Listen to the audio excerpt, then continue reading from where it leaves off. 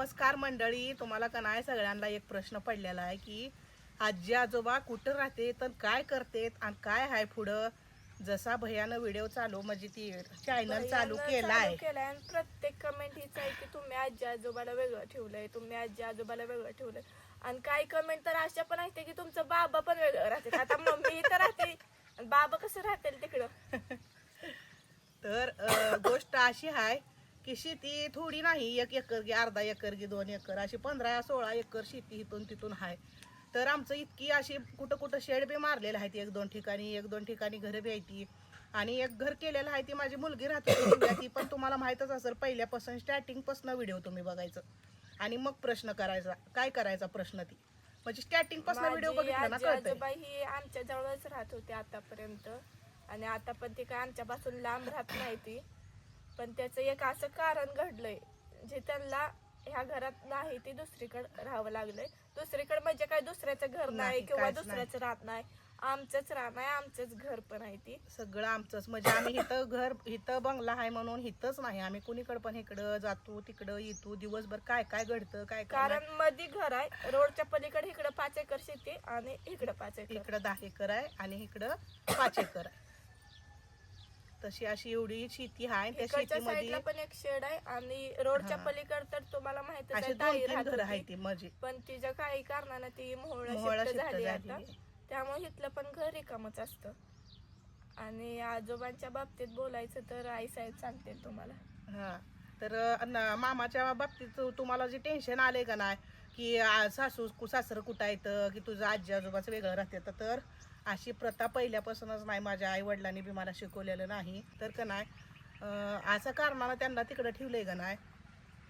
एक दिवशी ना असंच ह्या आम्हाला भीती वाटती म्हणजे ती दिवस आठवायचा म्हणतर दुपारच्या वेळेसच माझं आजोबा, म्हणजे आम्ही त्याला नाना म्हणतो सगळेजण, नानाच म्हणणं, मला म्हणलं होतं की मी आलो दाढी करून मोहोळवरनं. मोहोळला माझ्या आत्याच्या मुलाचं दुकान आहे, मग तिथं ती दाढी करण्यासाठी असं दुकान पण बघण्यासाठी गेलं होतं. गाडीवर गेलो होतं आपलं सहज.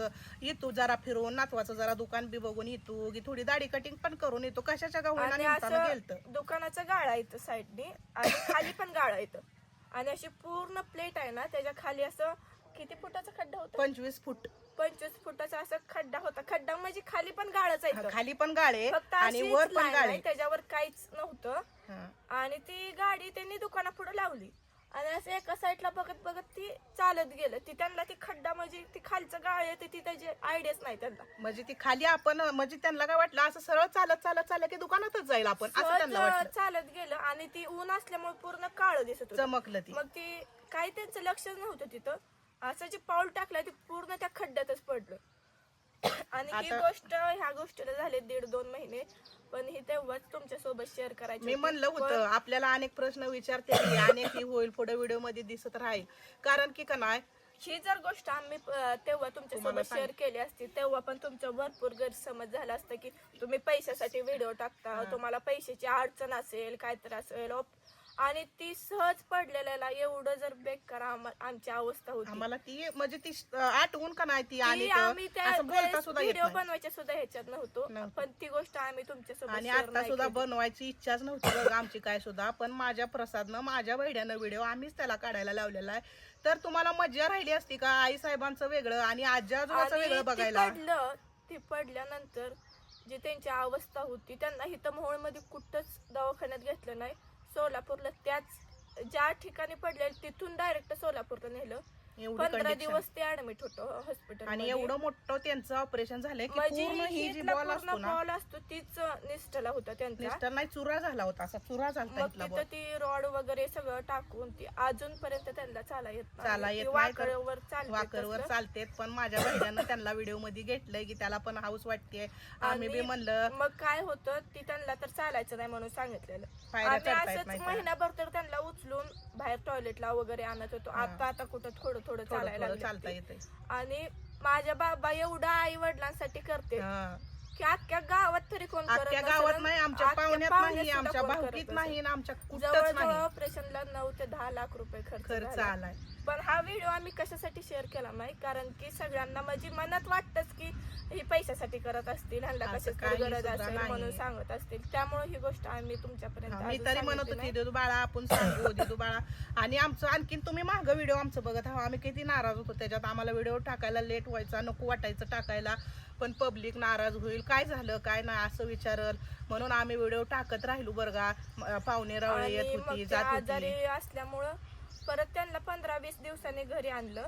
पण ही जी आमच्या घरची जी स्टाईल परशी, त्या परशीवर एक तर माझ्या आजी आणि आजोबा त्यांना हा. पहिल्यापासूनच असल्या घराची सवय आमच्या नाही. सासूबाईला का नाही आणि जेवढं आमचं असं घर बांधून पण 4 वर्ष झालं असतील. आम्ही नवीनच आहे. अगोदर साध्याच घरात घरात राहत राहत होतो. होतो. आम्ही काय अगोदर पासून स्टायलिश किंवा बंगल्यात राहिलो कशाच नाही. नाही. माझी माझं आई लग्न साहेब झाल्यावर तर छप्पर होतं, छप्पर असं बदबद पाणी गळायचं. प्रवास आहे आमचा.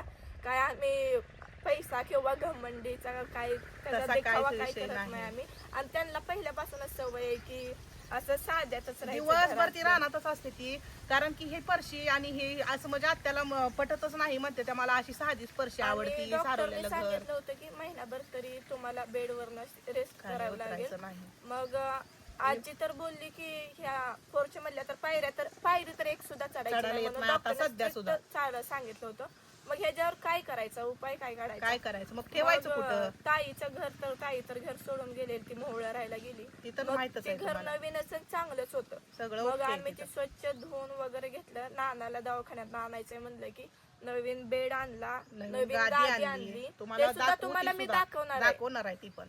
तुम्हाला खरं नाही वाटणार ते हा. सुद्धा. आणि मग आम्ही ते ठेवलंय. पण सकाळचा नाश्ता, त्यानंतर सकाळची अंडी, शिरात सुद्धा रोज तूप टाकल्याशिवाय आई साहेब शिरा करत नाहीत. हा, कधी आणि आत्या 4 अंडी करते रोज. कधी मी करून देते. तिथल्या तिथं त्यांना सोय एखाद्या वेळेस मला काय जमलं नसेल तर ती पण तिथं करते त्या शिरा. चिकन, मटन वगैरे सगळं आमचं रुटीन व्यवस्थित. काय तुम्ही म्हणजे जेवढं आम्ही दाखवतोय म्हणजे तेवढंच असतं का? दिवसभर काय काय घडतंय, दिवसभर आणि कोणाला काय आम्हाला देते घेते. घरात ती तर जेवण तर सेपरेट बनवतच नाहीत आतापर्यंत. ती मेन बाबालाच पटत नाही, त्यामुळे आमच्या तर काहीच बोलायचं हे पण होत आमच्या नाही. आत्याला कशी सवय माहित आहे का? एवढं रानातला हरभरा आण, एवढं कुठं काय आण, एवढं काय. मग त्यांना चवीसाठी ती चुलीवर थोडं बनवून खाते ती. अगोदर आमचा म्हणजे स्वयंपाक सवय चुलीवरच म्हणजे होता. स्वयंपाक व्हायला 12-12:30 तर वाजते. झाल्या अगोदर त्यांना ताट केलेलं असतं आणि ते देऊन यायचं तिथं. आणि त्यानंतरच आम्ही जेवतो जेवतो सगळेजण. सकाळनं का नाही त्यांना दोघांना दूध आणि एक बिस्किटचं पुढं त्यांची ती म्हणजे दूधच पेती ती. दोघं बी चहा पेत नाही. स्टॉक अगोदरच आणून हा. दिलेला असतो. संपत सगळं. आली की आजी सांगते असं असं हा आणा. ना. वाटाणं, फुटाणं, शेंगदाणे सगळं त्यांना लागतं. संपत आलं की लगे आजी सांग. बाबाला सांगते की असं असं आण म्हणून. आणि कोण पण मी आणती स्वतः जाऊन मार्ट मध्ये. तुम्हाला माहितच आहे बाजार आम्ही कसा करतोय कसा नाही. आजीसाठी पार्लेच बिस्किट लागतंय की म्हणजे तुम्ही पूर्ण आमचं व्हिडिओ बघत जावा, मग आम्हाला प्रश्न करत जावा. तुम्ही प्रश्न केलाय म्हणून मला राग पण आलेला नाही बरं का. पण थोडं कुठंतरी आम्हाला ह्या गोष्टीचं भरपूर वाईट वाईट वाटतंय. वाटलेलं आहे. कारण की तुम्ही एवढं पासून व्हिडिओ बघताय, 7-8 महिने झाले व्हिडिओ टाकतोय. तुम्ही डायरेक्टच बोलताय की हा. आजी आजोबा वेगळं राहतात, काय उपयोग आहे तुमचं ह्याचा आणि त्याचा. असं तसं. आजीला खायलाच देत ना. मेन पॉइंट, त्या दिवशी पूजेला गेलो, आकाशात पूजा होती, तर आजी बाई बिचारी तिथं बसली ना, आजीला खायलाच नाही. म्हणून किती कमेंट बरं ती जाऊ दे दिदू बाळा. पण आमच्या बहिड्याचा तर तुम्ही व्हिडिओ बघितला असेल. मी शाबू एवढा कढईत केलेला सगळ्यांना आणि दिलेला. सकाळी व्हिडिओ टाकलेला की आजीचा गुरुवार आहे म्हणून, तरी दुपारच्या व्हिडिओला कमेंट येतात आजीला पोहे दिलंच नाही म्हणल्यावर काय रिप्लाय आणि आमच्या द्यायचं. आत्या एकदा खाल्ल्यावर परत आत्या खात आणि नाही त्या. शाबू म्हणजे काय एवढा वाटत नसतो. हा. 1 किलो शाबू पूर्ण भिजू घातलेला असतो त्याचा पॅक. आणि आम्ही दिवसभर शाबू. आम्हाला जेव्हा खाऊ वाटेल तेव्हा एवढी खातो. कढई आणि भरून एवढी शाबू कढई केलेली भरून त्यांना दिलेला असतो. 2-3 टाइम ती शाबू 2 खाते. टाइम शाबू खाते ती. सकाळी आणि दुपारी आणि संध्याकाळी उपास सोडायचा वेगळा. आणि त्या दिवशी सुद्धा आणि पूजेला त्याच्यात गेलत्या. भरपूर बटाटी, भरपूर मिरच्या अशी आमच्या आजीचा असतो. आणि माझ्या हातचा शाबूच त्यांना आवडतंय. दुसरा स्वतः बी करणार नाही तर कोणाच्याच हातचा त्यांना शाबू आवडत नाही. ती जेवायचं म्हणजे 1-1:30चा टायमिंग आहे. त्यावेळेस ती शाबू नुकताच खाऊन आकाकडे गेली होती. आणि जर आता शाबू खाऊन जर आपण निघालो असेल तर लगे कसं खाणार बरं तिथे गेलं की. आणि गेल्या पूर्ण शाबू संपला होता आणि एवढाच थोडा राहिलेला, पण आकाला आवडतोय म्हणून म्हणून आई साहेबांनी काढून ती डब्यात थोडा नेलेला आकासाठी नेला होता. आणि त्याला सुद्धा कमेंट आली की पुढे आका शाबू खात बसली आणि आजी शेजारी आणि बसली. गेल्या मसाला दूध करून दिलं होतं तिच्या आजीला. तिनं खास चहा पेत नाही त्या म्हणून. पण आता प्रत्येकच गोष्टीचं व्हिडिओ काढून जर दाखवायचं म्हणलं तसं तर हे शक्य काय नाही ना. शक्य आहे का. आणि पाहुणे पण आले होते तर दारा या आजीला दिलंय दूध आम्ही तिला उपास आहे म्हणून असं काढणं थोडी असं नाही, आमच्या डोक्यातच ती येत आलं नाही ना तुम्ही असं प्रश्न करचाल आणि असं द्यावं तसं.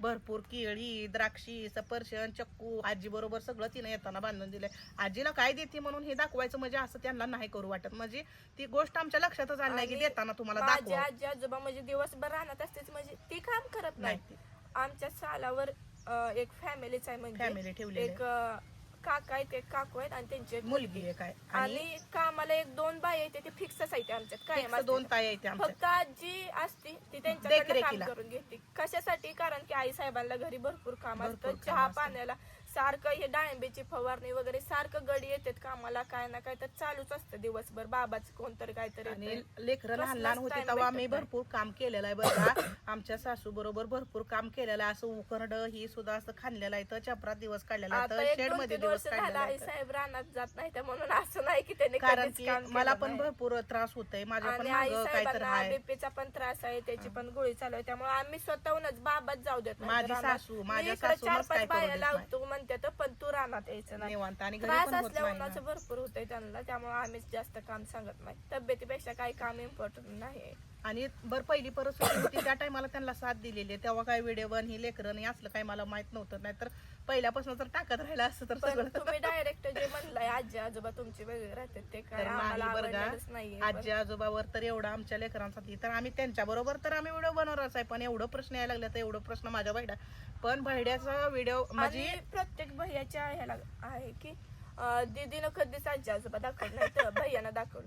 बरं आता जर मी आजी आजोबा किंवा बाबा पूर्ण फॅमिली जर तुम्हाला दाखवली असती अगोदर पासून तर भैयाचा व्हिडिओ बघायला तुम्हाला इंटरेस्ट राहिला असता का? आता तुम्ही आपुलकीनं बघताय ना बाबा ही आजी आजोबा दाखवतोय काय तर नवीन दाखवतोय. आम्ही अगोदरच ठरवलं होतं की माझं जे बाळ सक्सेस झालं की माझ्या बहिणीला पण सक्सेस बनवायचंय. त्याच्यासाठी हिला पण मोबाईल घेतला होता, त्याला पण मोबाईल तसं घेतला काहीच होता. आम्ही पैशासाठी किंवा प्रसिद्धीसाठी कशासाठीच काहीच नाही. करत नाही.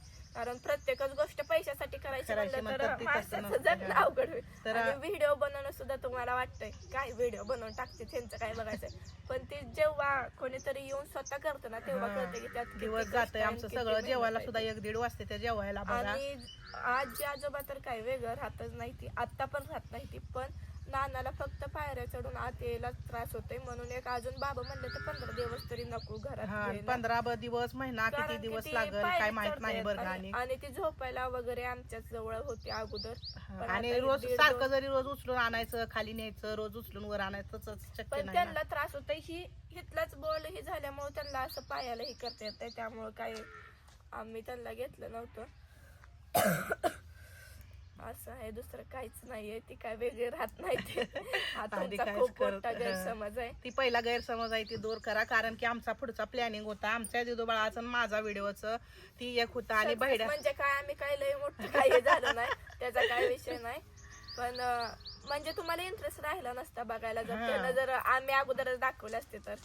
आणि काय तुम्ही जे कमेंट करताय ते आणि- आता तरी करू नका. आता तरी कळलं असेल तुम्हाला की काय खरी कहाणी काय आहे ती.